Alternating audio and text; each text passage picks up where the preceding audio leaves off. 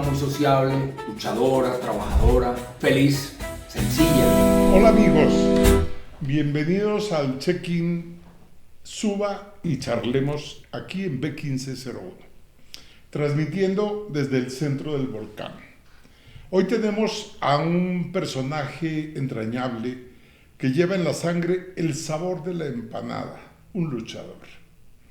Tiene carisma, humor y corazón directamente del barrio Las Cuadras, soñador, conversador, apasionado por el buen comer y por los encuentros que cambian vidas. Es de esas personas que se han reinventado y se lanzan a la aventura a pesar de los miedos. Es de la Universidad Javeriana y de ahí a las calles de Dublín, de emprendedor visionario, cómplice de los besos furtivos en una de las esquinas más bailables de la ciudad y soltero empedernido a ser el padre más feliz del mundo. Es la mente y el corazón detrás de muchos espacios que marcaron época en la ciudad.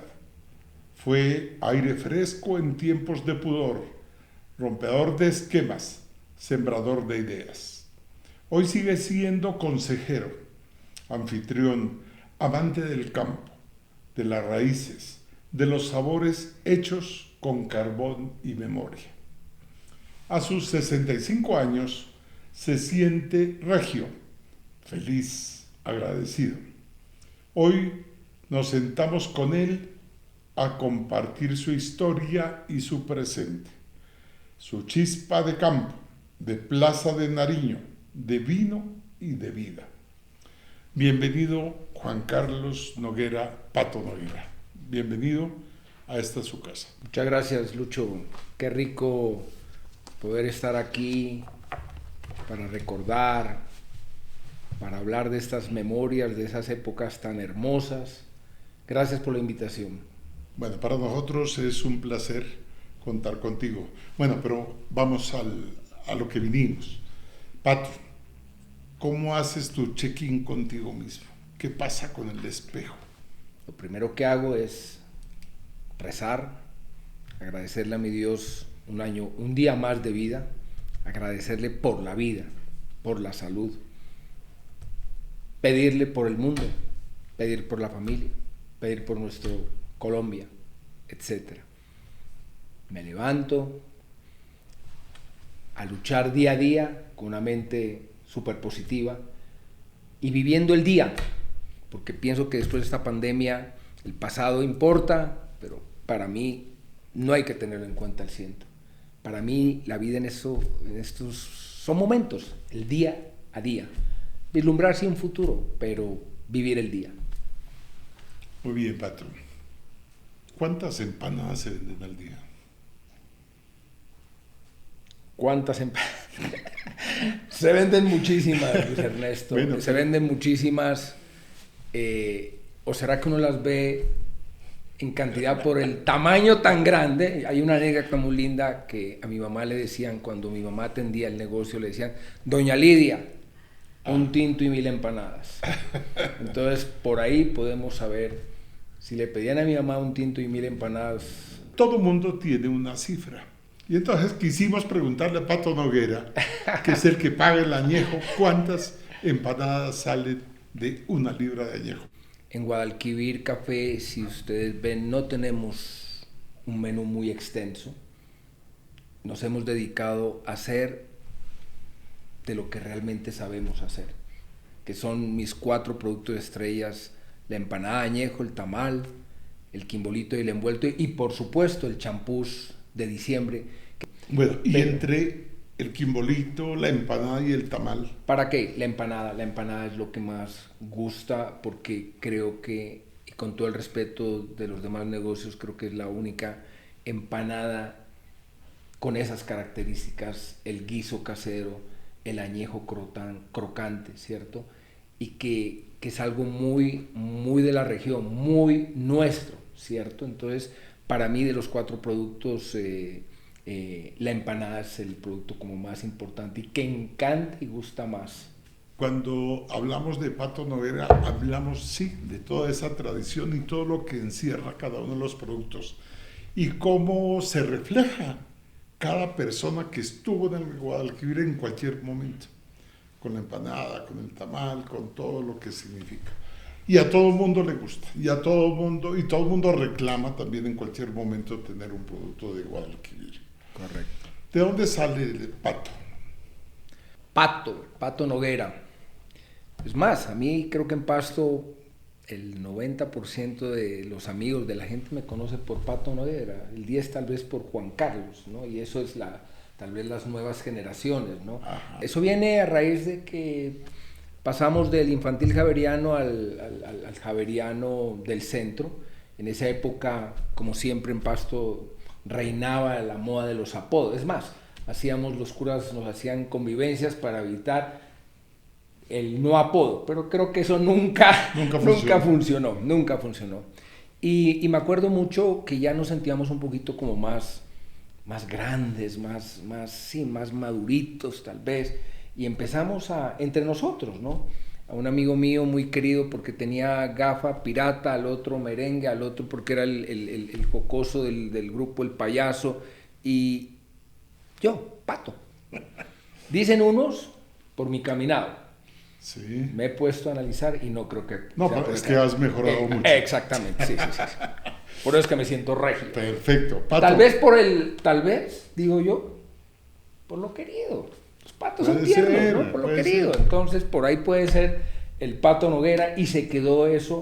Imagínate, más de 50 y pico de años ya con el Pato Noguera.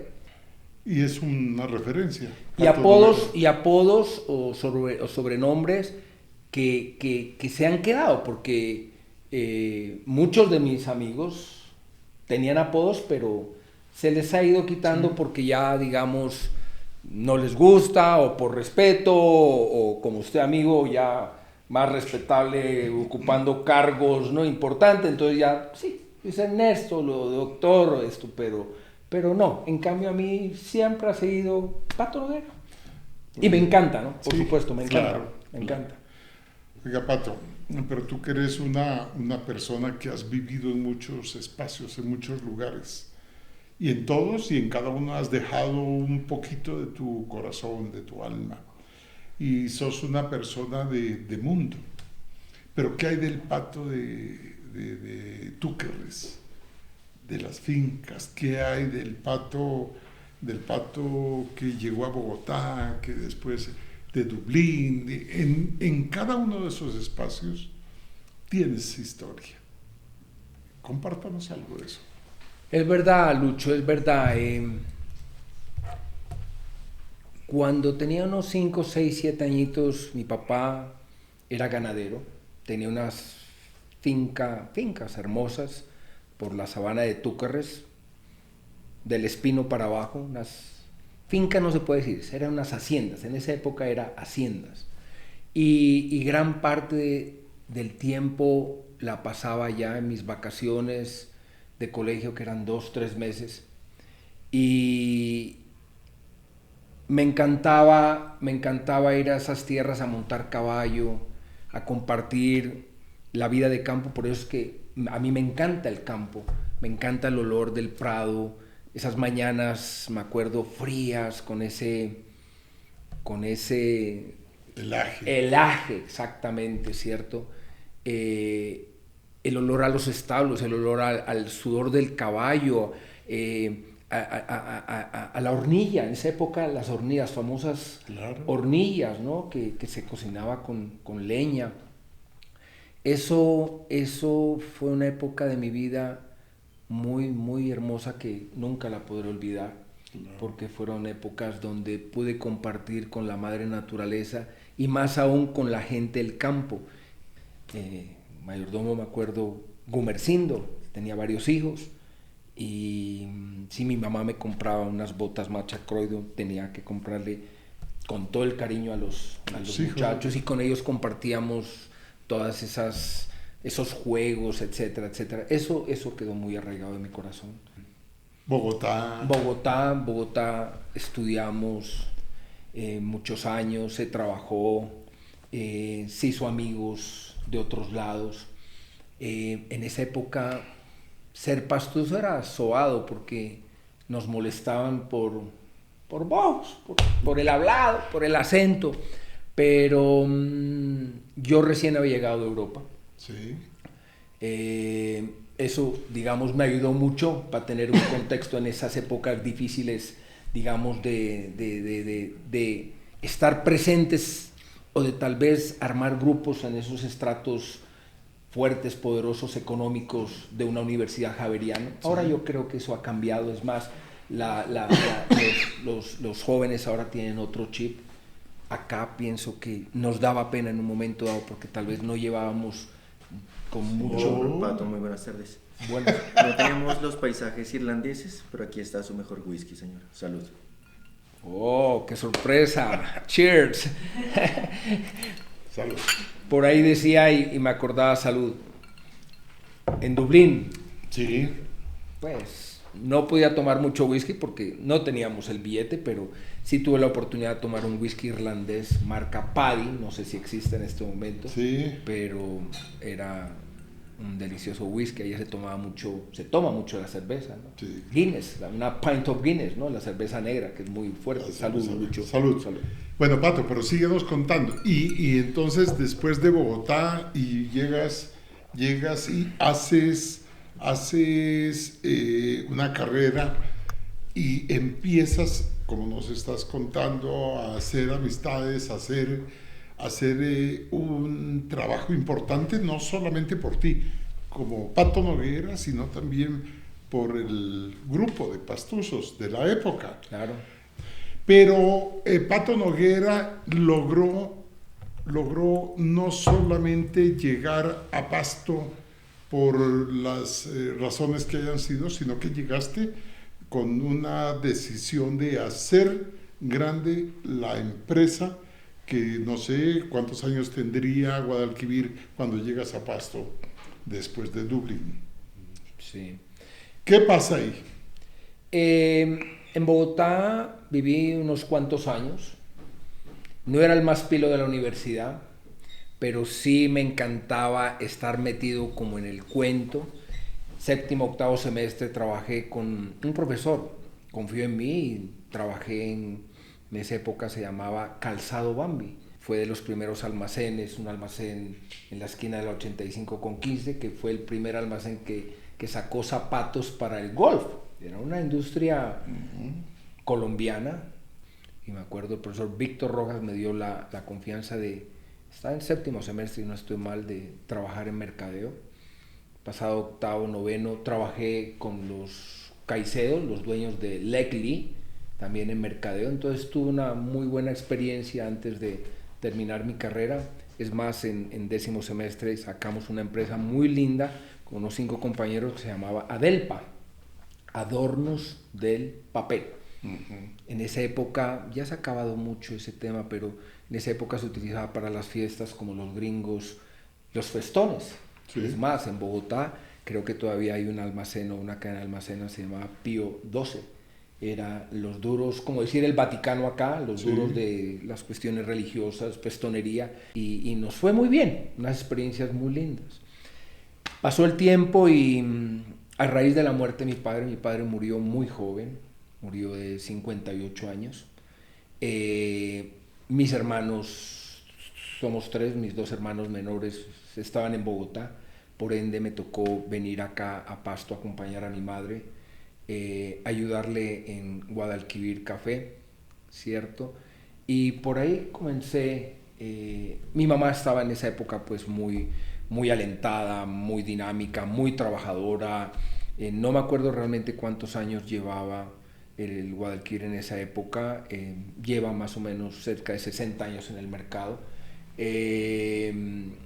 Estaba por los laditos como aprendiendo, por eso entré a trabajar con un gran amigo mío, que en paz descanse, Giovanni Randazzo, me dio la oportunidad de trabajar en Randazzo y compañía, una de las ferreterías más grandes de la época. Trabajé con ellos por alrededor de unos 2-3 años manejando ventas y mercadeo, y a raíz de eso con mis dos amigos, Ricardo Fajardo y Fabio Guerrero, amigos del alma, amigos de colegio, vimos la necesidad de ver o montar un negocio de diversión, de música, porque en Bogotá en esa época reinaban mucho los bares, ¿no? Los bares, las nuevas coctelerías. Entonces dijimos, ¿por qué no montar algo acá?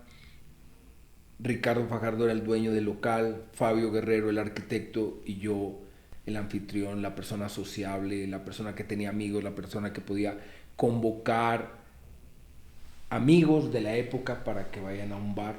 Sí. ¿Sí? Y por ahí empezamos, Lucho, Ya. por ahí empezamos. Y vamos a llegar allá, pero nos faltaba un poquito de Guadalquivir. ¿Cuándo se desvió el cauce del río Guadalquivir y llega a Pasto? Eso se formó y el nombre sale, ¿por qué? Ya. A ver, estamos hablando hace 60 años. Ubiquémonos en esa época. Una época difícil. La necesidad de sacar a un hogar adelante. Vio mi mamá junto con una gran amiga, Nelly. Nelly de Santander. Nelly de Santander, sí, Nelly de Santander. Ellas empezaron, mi mamá era la persona que tenía las recetas, la trabajadora, Nelly, la socia que metió la platica en esa época en el mismo sitio, Guadalquivir se ha mantenido en el mismo sitio. Ese sitio antes, si no estoy mal por los comentarios de mi padre, era un sitio donde se la alquilaba para los políticos, para las campañas políticas. Exactamente. Sí. Eso. Y se llegó a un acuerdo con el señor Guerrero, ¿sí? El papá de Pablo, y nos arrendó ese local y de ahí empezó mi mamá a trabajar. A pura punta, en esa época no había gas, Lucho, no había gas. Teníamos que hacer, mi mamá pues tenía que hacer con 2 o 3 personas sus empanadas en unas pailas de cobre con, a ver, me invento, con 4 o 5 ladrillos alrededor, montar ahí y carbón. Carbón comprado ahí en el mercado de los 2 Puentes, que en esa época se podía comprar carbón y no había problema. Pisos de madera, se enceraba todos los días y con un cepillo Fuller que pesaba más de 20 kilos, creo yo, claro, porque eso eran de los de hierro macizo, ¿no? Con unas marcas. Hacer la viruteada del piso. Exactamente. Claro. Empezar la viruteada y luego la encerada. Pero muy dura en el sentido de fritar las empanadas. No había extractores, por supuesto, etcétera, claro, ¿cierto? Y con un aventador y eso. Y en una época muy difícil para la mujer, porque en esa época las mamás de uno eran las madres de casa, las que planchaban, arreglaban la casa, cocinaban en la casa para los esposos y para los hijos. Y mi mamá se tuvo que dar la pela porque era una situación muy difícil en el hogar, de salir a trabajar, de ver y sentir las críticas de muchas personas donde decían, ¿cómo así una señora tiene que salir a trabajar? Pero mi mamá no se la arrugó, mi mamá ha sido una guerrera, una persona incansable, una trabajadora con una personalidad funeña. Mi mamá es de Funes, mi papá es de Zapuyes, entonces imagínate, Lucho, esa unión, Zapuyes con Funes, ¿no? Claro. Yo me acuerdo mucho, Pato, éramos muy niños cuando el olor a carbón y el olor al añejo y a la empanada frita se contaminaba el ambiente de una manera, y se tomaba aguardiente también, porque era la fuente de soda en ese momento, ¿cierto? Bueno, pero eso hizo que la historia de Pasto y la esquina de la Plaza de Nariño cambie. Y cambió la historia de Guadalquivir, porque hoy es un referente de Pasto, es un referente de la gente. Y hoy, pues lógicamente, después de los tiempos, de los años, pues Guadalquivir sigue guardando y sigue siendo tan querida como fue desde el principio. Mucha gente recuerda los inicios, mucha gente, y recuerda al tío de Pablo Andrés, que como cuidador en la esquina, ¿no? de la casa, esperando. Una casa hermosa, ¿no? Hermosa, hermano, que es patrimonio hoy. Claro, pues, de la claro ciudad. que sí, Casa Navarrete. Casa Navarrete. Bueno, Pato, dígame una cosa. ¿Cómo dentro de este negocio de la hostelería, de la gastronomía, te lleva y te haces responsable del éxito y de sacar adelante el negocio, siendo una persona en ese momento recién graduada de administración de empresas, que hubieses podido innovar en otro tipo de actividades, en otros negocios, o pudiste seguir siendo un colaborador o empleado de cualquier empresa, pero te dedicaste a sacar adelante? ¿Qué tanto sacrificio ha vivido la empresa Guadalquivir en su historia? Porque ha pasado de todo, ¿no? Sí. ¿Cuántas meseras, cuántos meseros, cuántas personas en la cocina? ¿Qué ha pasado? ¿Qué recuerdas lo más difícil que ha pasado con la gente? A ver, te comento, Lucho. Mi mamá desde muy pequeños, más que todo a mí, mis hermanos eran muy pequeños, muy babies. Me acuerdo, le decía, vamos al mercado. Y me daba una canasta de esas de mimbre, sí, que ya no existen, ¿cierto? Pues yo no iba con la mamá cargando, claro, la canasta. Exactamente, ¿no? Y nos íbamos al potrerillo, y a mi mamá, 5 de la mañana, me levantaba a que la acompañe porque a ella le gustaba ir directamente al potrerillo a escoger las frutas, a escoger los tubérculos, y yo la acompañaba. ¿Que me daba pereza? Sí, me daba pereza. Claro. Era niño, pero me enseñó que el trabajo no se lo consigue fácil. Por otro lado, ¿no? Me acuerdo en momentos difíciles cuando le tocaba los turnos a mi madre de caja, porque mi mamá siempre estuvo en la cocina, mirando, porque sus productos son de la receta de ella. En sus turnos nos decía, bueno, ustedes tienen que ayudar a recoger loza. Y quebramos unos cuantos platos, ¿cierto? Y nos hacía recoger las botellas de las famosas Pony, ¿te acordás de esos sabores deliciosos de la Pony de esa época? Exactamente, sí. Y es decir, que nos hacía trabajar y nos hacía colaborar, ¿sí? Por ciertas horas, ciertos minutos y eso, pero supongo previendo de que tarde o temprano uno de nosotros tenía que coger las riendas de ese negocio, como así fue. Entonces pienso que desde muy pequeño nos metió ese cariño, ¿no? ese compromiso, ¿no? Exactamente, y ver cómo funcionaba, ¿no? Que las cosas no llegaban porque sí, porque fue un trabajo muy pesado. Tú hablabas ahora del aguardiente, sí era una fuente de soda, me acuerdo, las fuentes de soda se vendían sus puntas, ¿no? Sí. El cafecito negro con su aguardientico, sí, una copa de aguardiente. Y me acuerdo que las jornadas eran largas. Nosotros, afortunadamente, la casa quedaba a 2 cuadras del Guadalquivir. Entonces nos quedábamos, mi mamá llegaba tipo 8 o 9 de la noche, cansada, y mi papá seguía bohemio, claro, buena charla, amiguero, ¿no? Y llegaban ya los amigos de la infancia, los políticos, ¿sí? Hablar carreta, y se quedan allá, claro, tomándose sus... Cambiaba el rol del negocio. Exactamente, y así fue como empezó el Guadalquivir. Pero vuelvo y repito, ¿no? Hay que valorar, y eso siempre lo llevaré en mi corazón, de ser un orgulloso de mi madre y de mi padre, por supuesto, porque a ella, sobre todo como mujer, le tocó muy duro.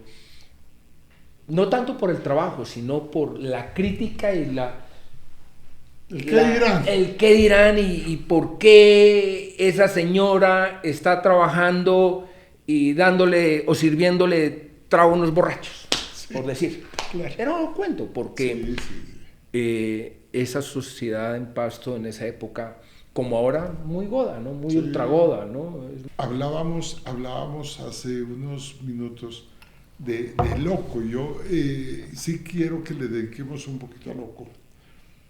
Y esa era la casa de su amigo Ricardo, Correcto. ¿cierto? Y esa esquina era la sala de la casa de Ricardo. ¿Cómo decidieron ustedes o cómo convencieron a la mamá y a la familia de Ricardo para que corran la sala para poner un Loco? Bueno, realmente ya en esa época ya generaron unos locales.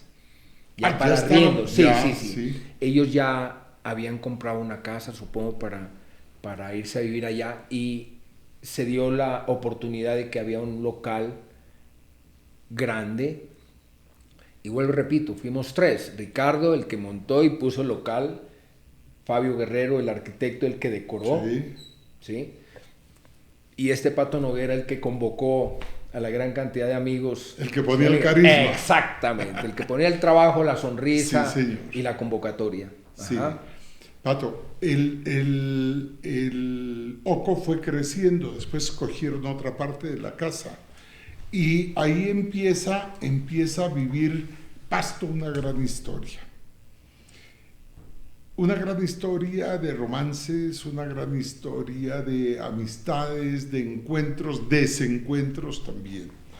Y empieza esa década de los 80, 90 a el Loco ser el protagonista de la noche. ¿Qué se puede contar? Lo que se pueda contar. Se vieron muchas cosas, pasaron muchas otras. Lucho, Oco estuvo latente por 25 años. A veces me pongo a pensar y digo, ¿fueron 25 años realmente? Porque fue una locura. Claro. Y con una curva, con sus altibajos, por supuesto, pero con una curva tan hermosa de gente. No hablemos de lo económico, que creo que eso no me dejó un peso. Me la gasté. Bueno. Pero la curva era la curva de la gente. La curva de los amigos y de las amigas. Fue un proyecto loco, ¿no? De 3 amigos que dijimos, bueno, montemos algo allá. Y te cuento, la palabra bar en esa época era sinónimo de vida alegre, ¿no? Bar. En esta época en el Pasto era Nelson's Whiskería. En vez de bar, whiskería. ¿Sí? Nelson Music. Nelson Music, pero todo era whiskería. Bar era como el bar de la salida del norte de Mala Muerte, la palabra bar como tal. Sí. A nosotros no nos gustaba esa palabra whiskería. Entonces dijimos, no, metámonos con la palabra bar como venía. Y fue un sitio pequeño, empezamos con 8 mesas, sí, una barra hermosa. Sí. En esa época se pudo conseguir con el amigo Munares una barra de pino romerillo, un piso de pino romerillo, el cielo raso, ¿cierto? Pinchados, ¿no? Pinchados. No era barata, pero sí se podía conseguir esta madera que es tan hermosa, ¿no? Sí, exactamente. Bueno, pero te convertiste en el protagonista de la noche, Pato. Sí. Y tuviste la fortuna de convivir con 2 generaciones y media en el negocio. Y de pronto mucha de la gente que inició a ir al Loco, que era de tu edad, de nuestra edad, fue a vivir a Bogotá, fue a vivir a otros lados, pero vinieron las 2 generaciones y media posterior a eso, que se hicieron también al ambiente del Pato Noguera y al ambiente de Loco. ¿Qué pasó con esa gente? Puedo ir a cualquier reunión, en el club, en la casa, en la calle. Es más, estuve en una fiesta que ustedes organizaron hace poco, de los 80, que fue requete espectacular. Sí. Los felicito. Ese corazón, esa vibra, esa energía, pues, se volvió a salir, a pesar de que a uno en esta edad le duelen un poquito las articulaciones, pero se bailó y se la gozó. Sí, claro. De mano tu hermano Ricardo de DJ. No hay, y con todo el respeto puedo decir, no hay una sola reunión que la gente no me diga, montemos un Oco, pongámonos un Oco. Yo pongo el billete. tú haces esto, esto, el otro, y de verdad, a mí me llena eso de satisfacción, porque veo de que la gente no ha olvidado Oco Café Bar, porque en Oco Café Bar pasaron miles de anécdotas, miles de momentos, como tú dijiste, hermosos, bellos, infidelias, tristes, de gozo, pero con una energía requete espectacular. Y una de las cosas más hermosas fue el bar de las mujeres. Desde un principio se generó de que el bar sea de amigos. Y lo logramos. Pero por alguna circunstancia las mujeres le fueron cogiendo cariño, confianza, y era porque, modestia aparte, yo estaba desde un lunes hasta un sábado detrás de la barra, recibiendo, saludando a la gente y diciéndole, oiga, gracias por venir a Oco Café Bar, ¿cierto? Y se fue generando esa confianza y llegó un momento dado que por mercadeo y eso, me acuerdo un jueves, se hizo, no el happy hour, porque para mí esa palabra happy hour estaba muy machacada, ¿no? Muy trillada.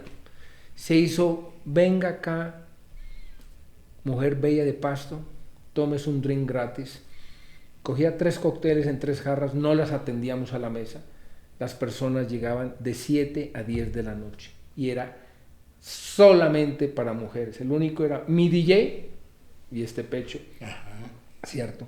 Donde la mujer tuvo un espacio. Primero, trago gratis, que en eso no se veía, ¿no? Antes la gente le invertía al pasacalle, a la publicidad en radio, al flyer, al famoso flyer, ¿cierto? Al volante. Al volante. Sí. Sí. Yo dije, no, la plata que le voy a invertir a eso, compro un trago económico, un vodka, una ginebra, un ron, ¿cierto? Lo mezclo con 4, le pongo una tintura de cereza verde y roja, sí, llamativo, vasos desechables y tomen. Y fue un éxito. Lucho, eran las 7 de la noche y yo tenía 120 mujeres haciendo cola para entrar, con la famosa zanahoria, con limón y carantanta de loco. Que sí, no sé por qué ahora los bares no... Ya no pueden.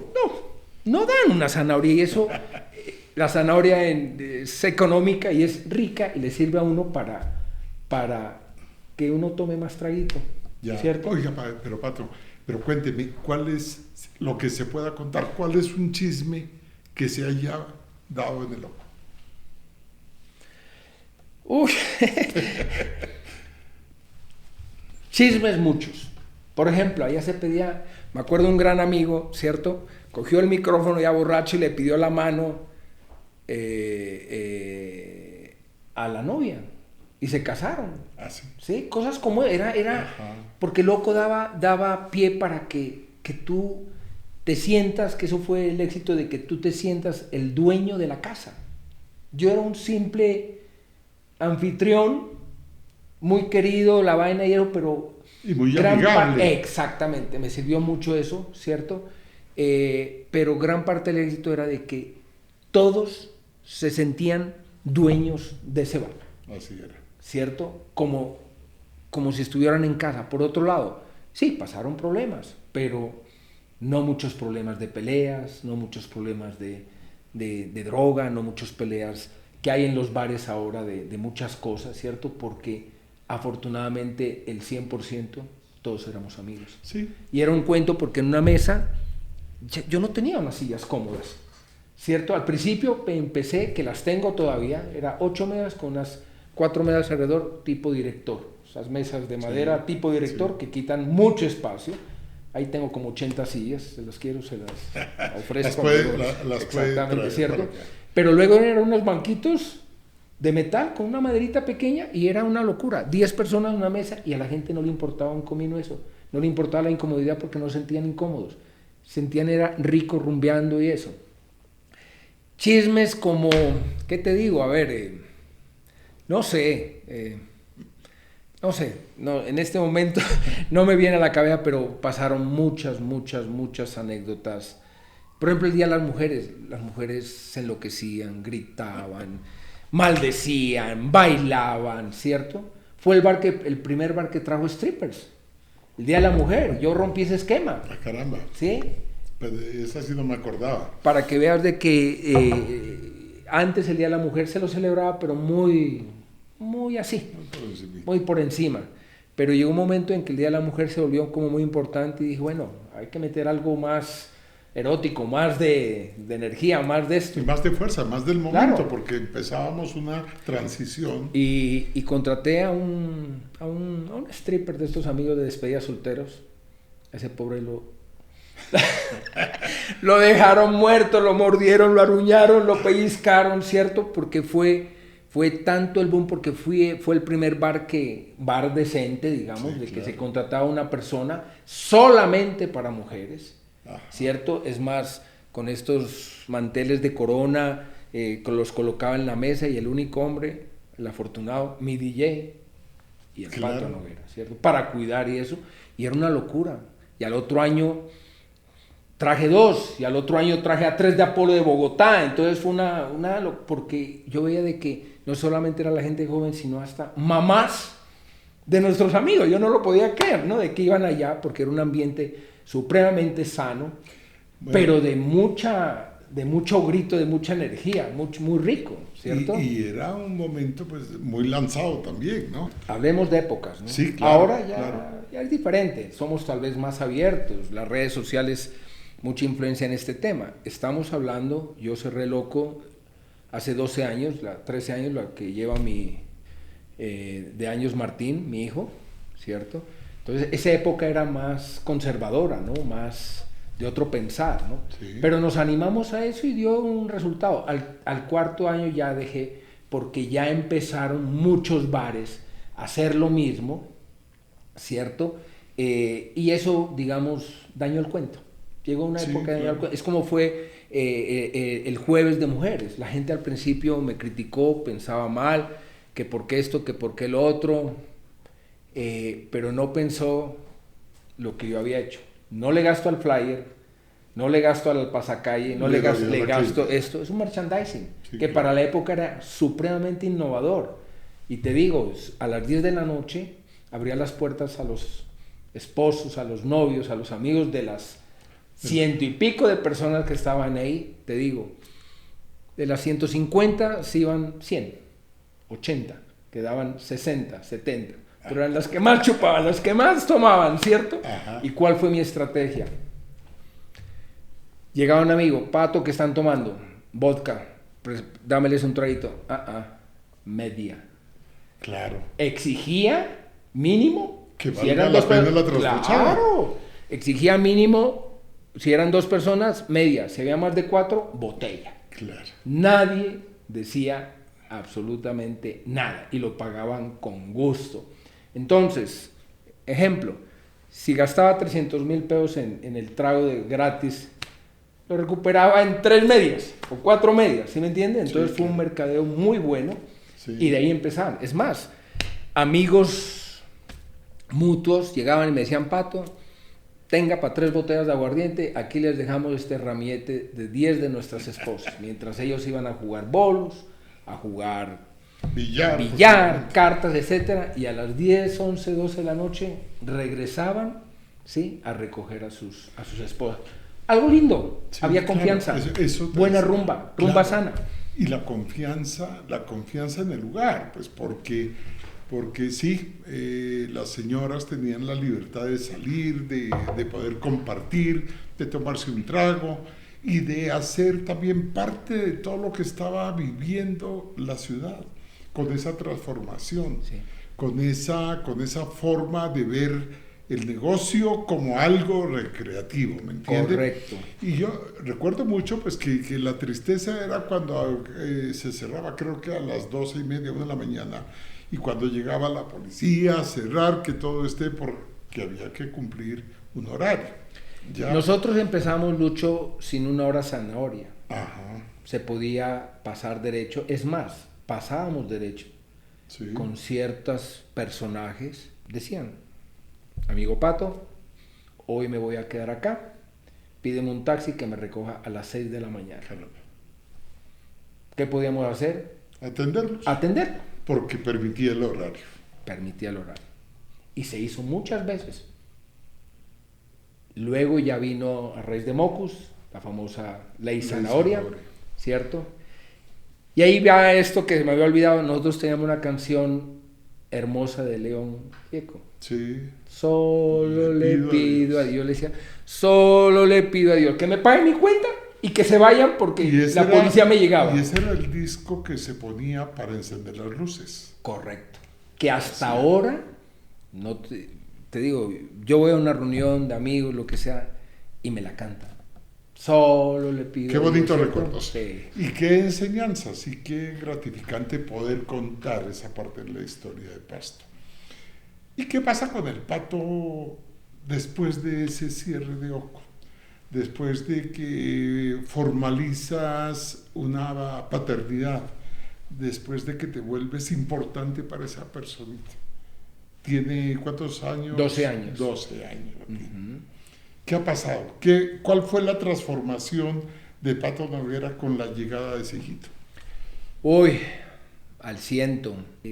Sabía que no podía seguir en esa vida de soltero, de trasnocho, porque pienso que el bar, una de las variables es de que me mantuve detrás del negocio, cuidando el negocio, alimentando el negocio, invirtiéndolo al negocio. Pero llegó esta música reggaetón que ya no cuadraba, digamos, con la gente de nuestra época. Claro. Nosotros somos más de merengue, más de salsa, más de son cubano, ¿cierto? Y por otro lado dije, o es Martín, o es mi hijo, o es esta vida de trasnocho, de trago, de bohemia, ¿cierto? Por otro lado, mi parte de la salud, tengo 65 abriles, pero benditos a Dios, después de esos 25 años como de vida desordenada y eso, estoy bien. Por eso digo, al principio, me siento regio. Es el mejor momento de mi vida. Me siento bien y una persona que puede dar mucho más, y le pido a mi Dios de que me tenga muchos años, Lucho, para compartir más conmigo. ¿Qué cambió? Llegó un momento y le dije a la administradora, Elin, le dije, vamos a cerrar este bar. Ya no aguanto más, Martín, etcétera, etcétera, etcétera. No hice despedidas, no le dije a nadie. Llegó un día tal, se cerró. Es más, no sé si hice mal o nada, ni vendía el nombre. Pude haber hecho negocio con el nombre, sacar arte. Sí, vender el negocio como estaba. Pero no, en ese momento me importaba más mi bienestar, me importaba más mi hijo. Claro. Y tomar una decisión de que esa vida no podía seguir. Bueno, y Martín, ¿verdad? En cada una de esas etapas de su vida y de tu vida, pues tiene también ya algo que contar, ¿no? Porque eso se transmite. Total. Eso se transmite y has tenido cualquier cantidad de momentos de vivir con tu hijito en los viajes, contarle por qué fue esto así, qué se hizo con el negocio, qué significó el negocio, quién es Pato Noguera frente a unas generaciones que se alimentaron espiritualmente y con alegría de lo que es el Oco y de lo que fue. Sí, tengo una excelente relación. Al principio, cuando supe que Marcela, mi expareja, iba a tener bebé, me asusté. Dijo, ya los tengo 50 y pico años, mis amigos, todos ustedes ya habían tenido, claro, ya tenían hijos en la universidad. Yo recién comenzando, me asusté, pero dije, bueno, a la buena de mi Dios me acompaña. Sí, no lo había tenido en mis planes. ¿Nunca, Pato? No, nunca. Yo viví en Briseño más de 20 años, viví en una casa grande con 3 perros hermosos labradores, 2 gatos, y que mis pájaros y los conejos del vecino, y nunca se me había pasado por la mente tener hijos. Decía, no es mi vida, porque sabía que era un bohemio, un rumbero, un loco, ¿cierto? Que no, pero me llegó. Y ahora le agradezco a mi Dios porque afortunadamente creo que he tenido más tiempo que todos ustedes en la época que tuvieron sus hijos a los 5, 6, 7 añitos. ¿Por qué? Porque tenían que trabajar. Sí. Yo tengo que trabajar, por supuesto, pero ya hay una situación económica definida, ¿cierto? Más relajada. Ya la época ha cambiado muchísimo, ¿cierto? Entonces, ahora le doy gracias a mi Dios de que puedo compartir un cine, un viaje. Yo viajo mucho con mi hijo. Y una anécdota bonita de esos, me dice, papá, llevas 21 personas saludando. Él me lleva el cuento, él me lleva el conteo, imagínate. Y yo le digo, mi amor, tú tienes que ser como tu padre, porque yo pienso que el ser sociable, el ser extrovertido, el ser amigo, el ser cariñoso, el ser sencillo, es muy lindo. Y le hablo de esos temas, y de ahí viene, ¿no? ¿Cómo fue la vida de loco? Porque muchas veces los amigos estamos con Martín en cierta parte y hablan de loco, y él me ha dicho, sí. Y yo lo he llevado. Y también he estado siguiendo los pasos y el ejemplo de mi madre, lo he llevado al Guadalquivir, para que vea, porque no sé si él será médico, él quiere ser basquetbolista, porque le encanta el basquetbol. Bueno, hay que apoyarlo. ¿Cierto? Pues total, se lo apoyó, total. Como se apoyó a la persona, el Pato Noguera, por parte de su familia, de tus hermanos y de toda la gente que te rodeó durante todo este tiempo. El Pato Noguera hoy se para en la esquina de la Plaza de Nariño y ¿cómo ve Pasto? ¿Qué ve de la ciudad? La transformación, hay cosas que han cambiado para bien, hay otras cosas que no han sido o no han tenido esa misma suerte.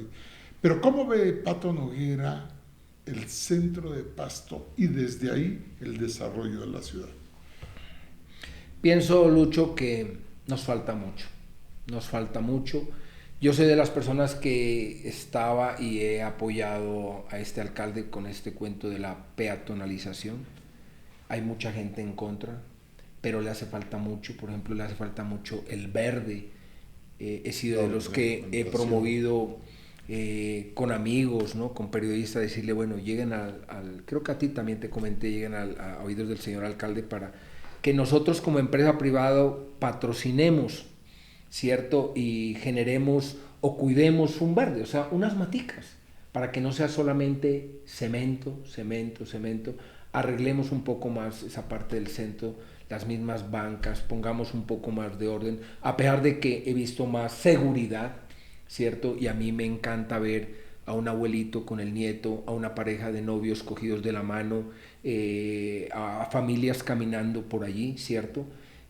Pienso que deberían promover más de que ciertos negocios que estamos ahí pongamos nuestras mesas, nuestras sillas. Ahora, eso no es gratis, nosotros vamos a pagar un arrendamiento de ese espacio, claro, vamos a generar, como pasa en el mundo, en las grandes vamos a generar empleo, ¿cierto? Sí. Y vamos a cuidar esa zona.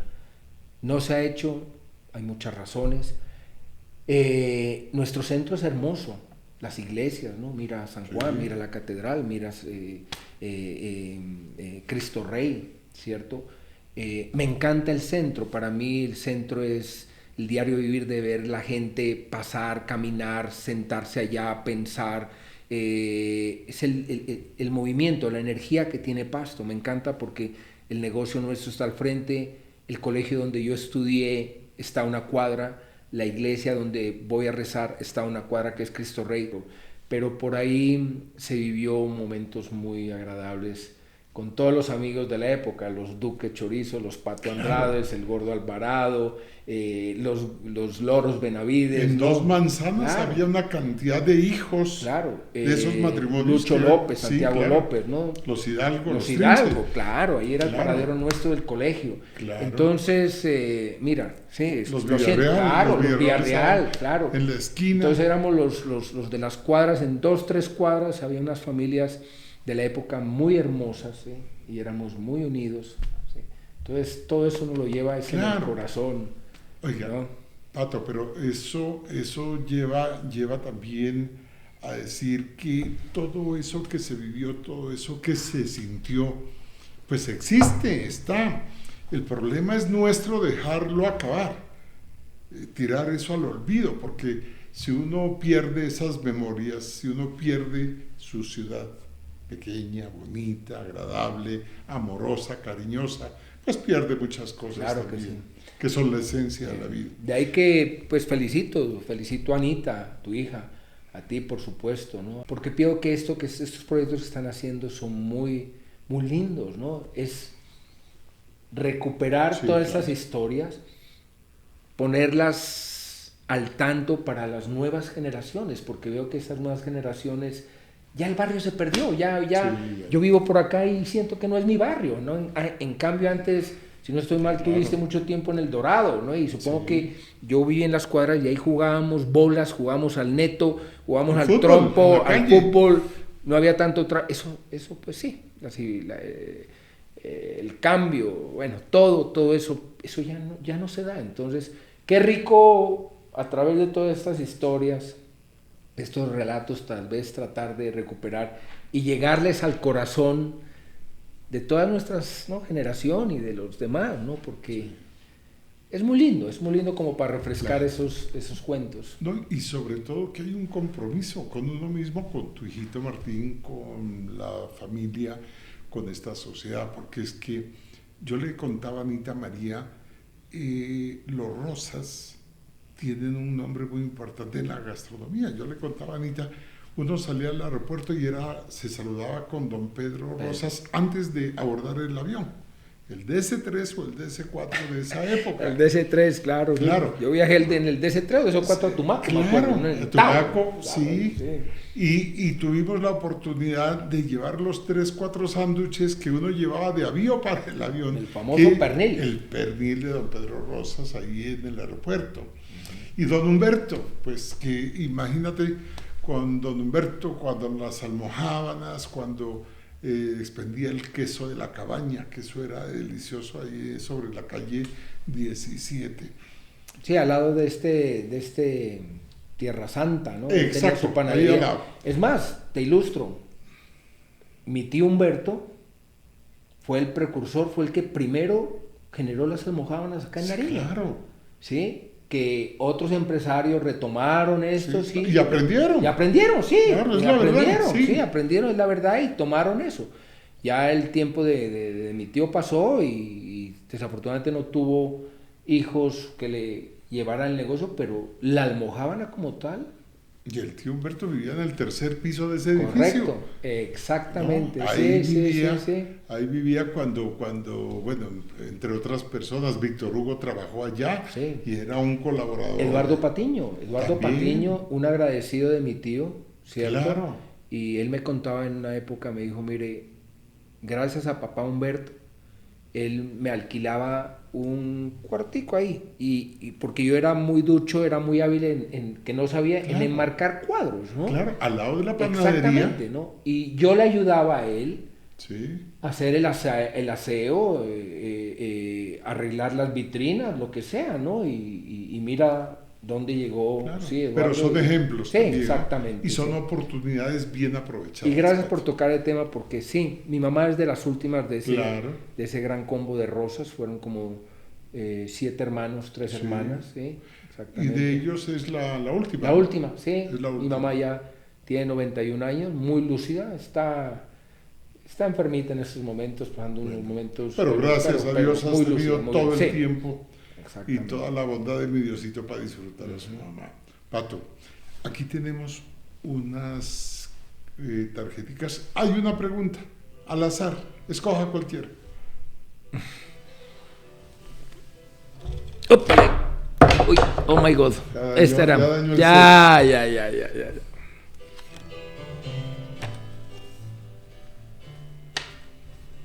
¿Qué dice la pregunta, Pato? A ver, ¿por qué mentimos, Pato?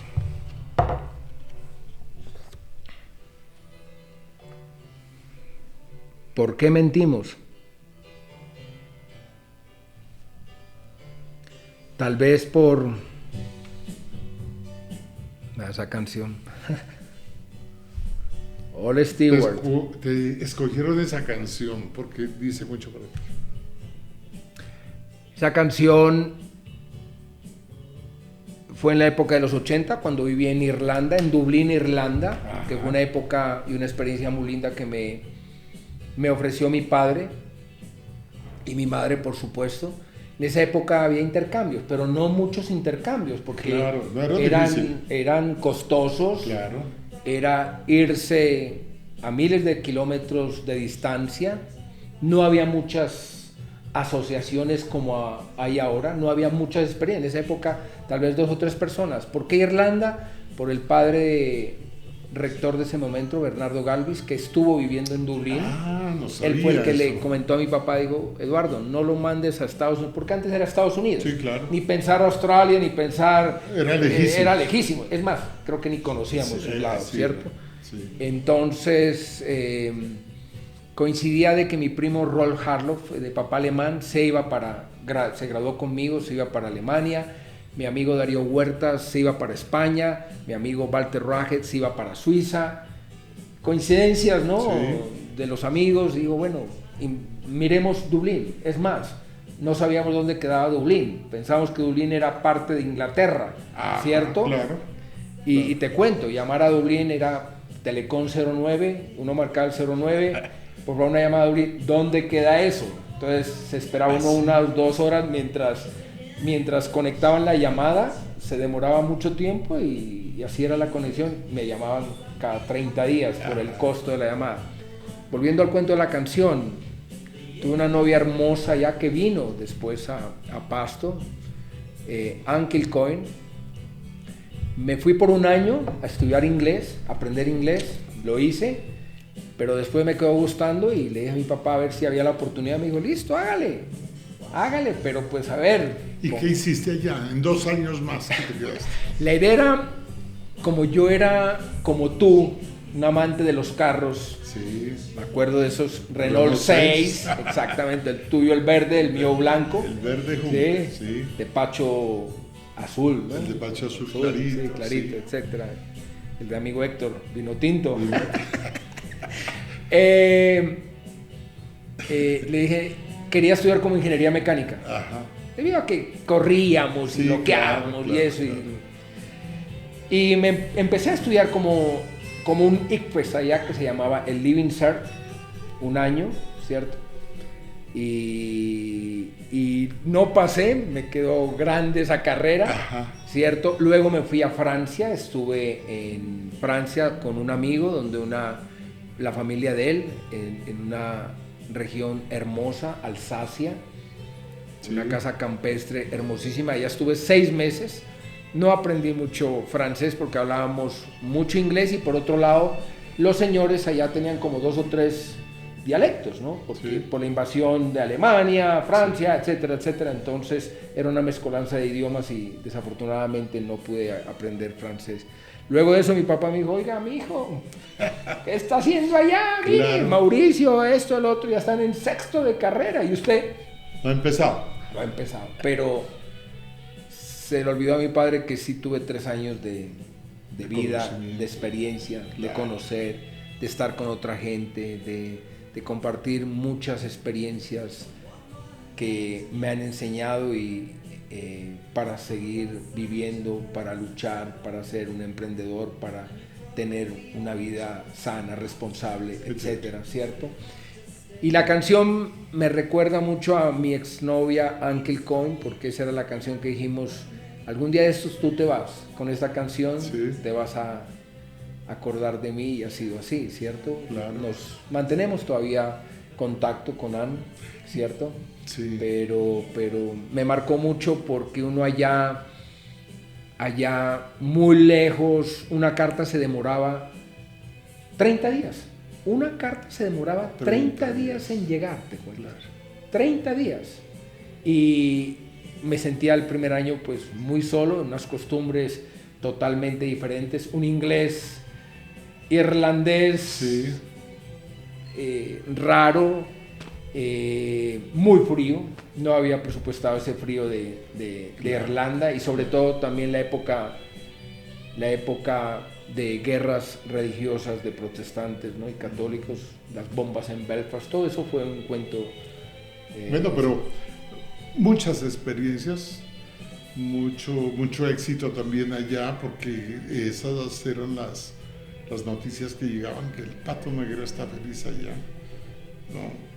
Eso de ser un poquito criollo allá, ¿no? Eso ayuda, ¿no? De verlo al Pato Noguera oscurito y toda esa vaina debió ser... Yo allá en medio de esos pecosos, pelirrojos Y blancos. ¿cierto? Y cacheticolorados. mi tez indígena, mis pelos, mis churos, Sí, mis claro. puyas, ¿cierto? Sí. De todas maneras sí tuve mi éxito con estas vikingas, como le llamo yo, ¿cierto? Con estas irlandesas.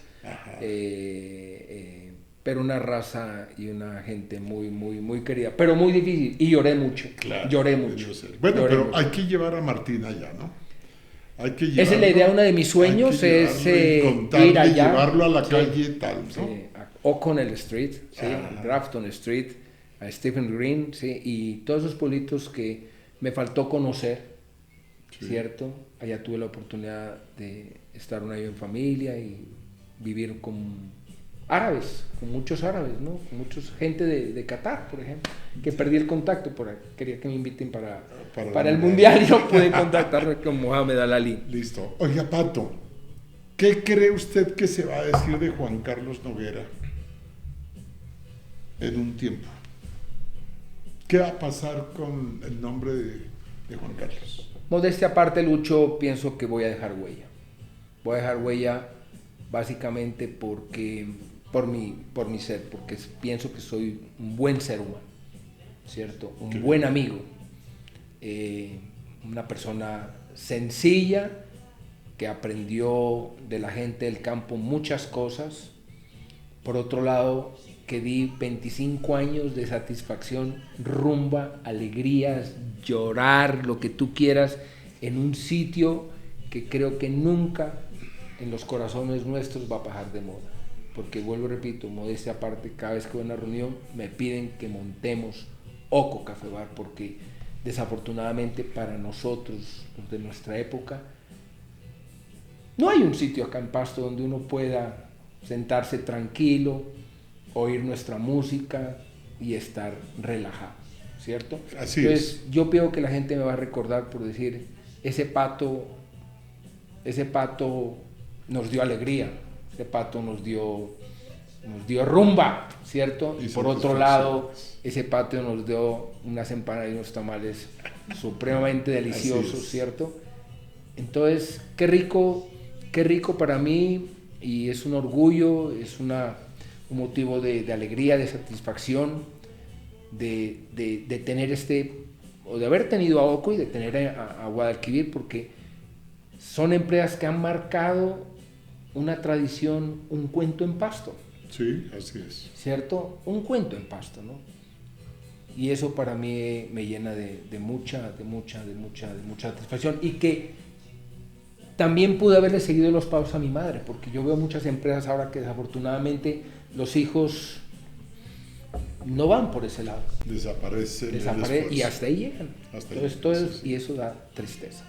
Pues, Juan Carlos, le ofrece B1501 el espacio para cuando quiera realizar una noche Oco en B1501. Cuando quieras, organizas tu Oco aquí. Muchas gracias. Invitamos a toda esa gente que fue feliz en tu espacio.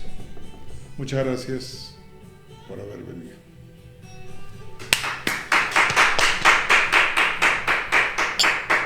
Súper, ¿Qué tal? súper, no sabes la respuesta, ¿por qué mentira?